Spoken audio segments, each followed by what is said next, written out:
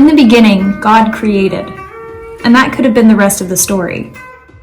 It was for Stone. For him, he lives for it. Creating is his joy. Stone was born in China and moved to New York City in 1987, diving right into the city's thriving creative energy. He began as a painter, creating visually stunning and tormented scenes. He fell in love with the art trends teeming in the East Village, eventually teaching himself how to play the guitar and heavy metal music. His signature look was that of lederhosen and brightly colored spandex, with long hair down to his thighs. He created a persona of himself able to express his most inner thoughts. He crossed over to multimedia visual art to further his experimentation. In the years following, he reached acclaim in contemporary art museums in New York, such as the Clock Tower and the White Columns and Alternative Museum. A tour of Europe shortly followed, along with a series of commercials featuring him as the spokesperson for Taiwan's new generation that launched him to fame throughout Taiwan. The praise segued him into the release of his first heavy metal album in 1995, a creation that landed him a spot as an MTV video jockey and as a celebrity host on MTV Asia's 24-hour Mandarin and English channel. After more than a decade of balancing his multimedia business, Stone again refocused his energies toward his art, though creating this time an entirely new method, stone oil cube painting. It was fueled by an encounter when a Shanghai businessman commissioned Stone for a painting, offering a certain amount for the first thing Stone could come up with. Stone figured, why not paint him a Chinese renminbi, the very thing the businessman offered in the first place? Then it dawned on him that everything in China was about money, and the RMB represented the perfect social phenomena. Stone studied the renminbi for months to decide how to manifest it. In China, images of truth are censored by scrambling the pixels around it, just as reliable information is withheld from the public. So why not make a mosaic RMB? In Stone's opinion, a mosaic RMB was the face of China, representing the hype of 25 years of political and economic reform since 1979. Stone's RMB No. 1 was a huge success. It was featured as the opening of a TV film titled Renminbi and broadcasted nationwide in 2012.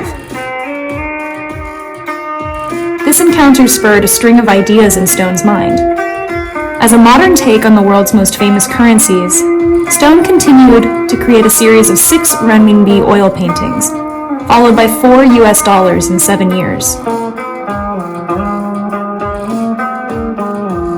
His artworks are made of tens of thousands of oil color cubes, each composed of between 5,000 to 20,000 individual cubes, taking at least a few months to complete.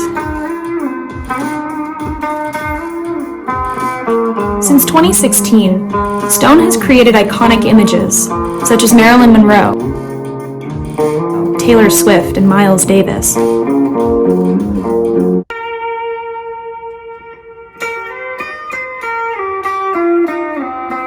He even created Vincent van Gogh's Starry Night and Da Vinci's Mona Lisa as his own interpretation of the most visited piece of art in the world.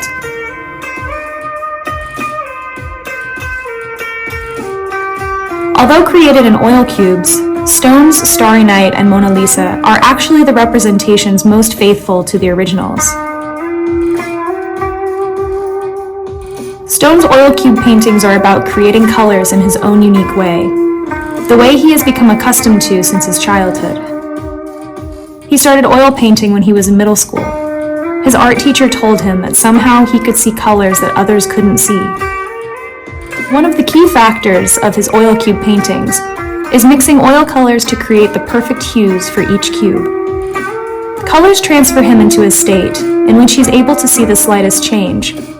So he's able to create the most vibrant color cubes. But it's hard to paint this way because he has to make sure the colors he creates can enhance the light and shadows of what he paints correctly. It challenges his mind and stimulates his senses constantly. Well, the digital picture actually has a pixel. When you brought to like the largest to the end, always a pixel.